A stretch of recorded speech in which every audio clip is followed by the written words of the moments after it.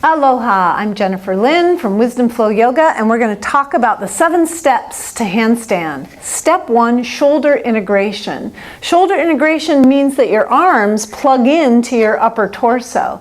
So here's what we're going to do. In cat pose, we're going to learn to soften the heart toward the earth without bending the elbows. Again, instead of being here, we learn to plug the arms in cat pose. And when you're in plank pose, the same thing. Instead of practicing your plank here, learn to practice your plank with the shoulder blades more flat on the upper back. This prepares you to have integrated shoulders when you get ready to spring up to handstand. So here's your homework. Find a space at the wall with your heels close to the wall and vertical arms, and then integrate the shoulders so the arms plug in. And then with a little hook of the tailbone, use your belly to float your knees. We call this hovering cat. While your knees are hovering a few inches off the ground, go for more shoulder integration.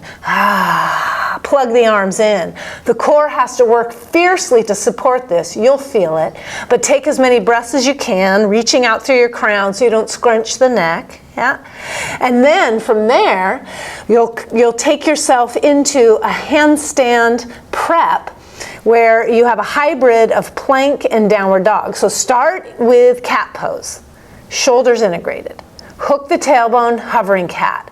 And then keep the heart tugging downward to keep the integration as you lift the hips. And here's your hybrid where you're plank in the upper body and down dog in the lower body. And this is where we prepare for handstand. This is the upper body's position when we move into handstand. Now let's take a quick look at half handstand and see the difference between integrated shoulders and non-integrated shoulders.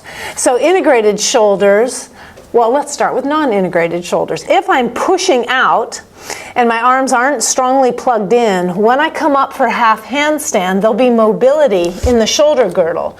So when I push the foot into the wall, it will slide down, right? And I don't have stability here, right? So if I integrate first and then use hovering cat to hold the integration as I lift, right, into that hybrid plank meets downward dog, then as I push in, I have some steadiness to move the heart under as the hips come over.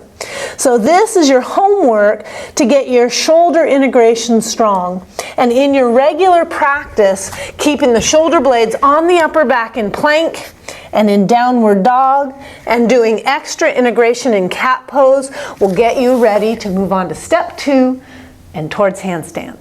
Thanks for tuning in.